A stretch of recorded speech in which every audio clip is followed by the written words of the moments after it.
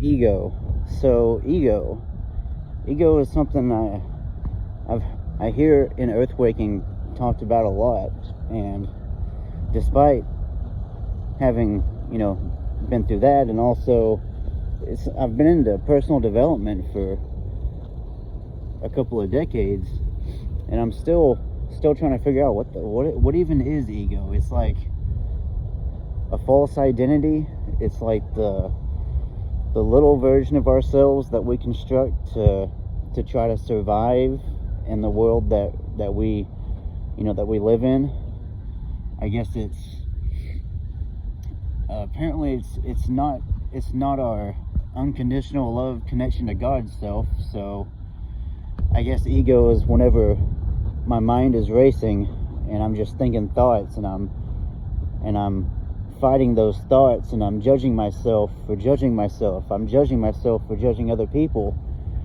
And it's like it's there and I'm aware of it, and I'm still like wrestling with it. So I guess the trick is to kind of learn to stop wrestling. And I think I just heard Kirk say in his video that I just watched a little while ago, to start dancing with it. And that's in a sense, like dancing, it's like you're not just fighting against something, but you're using its momentum to create a sort of a sense of harmony within yourself and with your environment. So I guess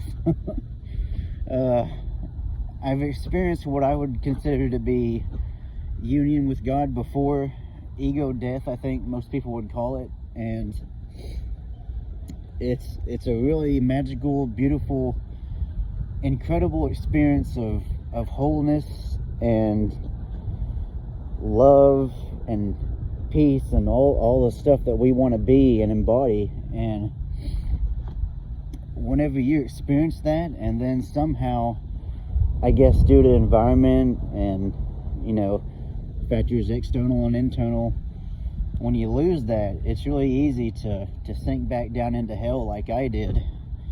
And if you're not careful, even to stay there for several years. It's almost like a drug, like you experience what life is like without the ego. It's a spiritual high that you want to get back to.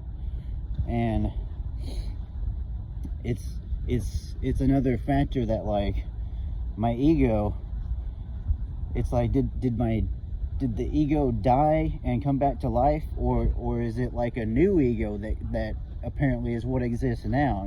Just weird questions like that are what come into my mind.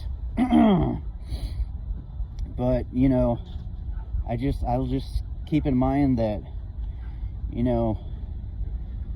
I may have this ego with me, but it's just along for the ride. As long as I keep letting go and letting God, then that's who's going to be in control. Like whenever I get in that flow state, it's never ego, it's God, it's unconditional love, and I love that.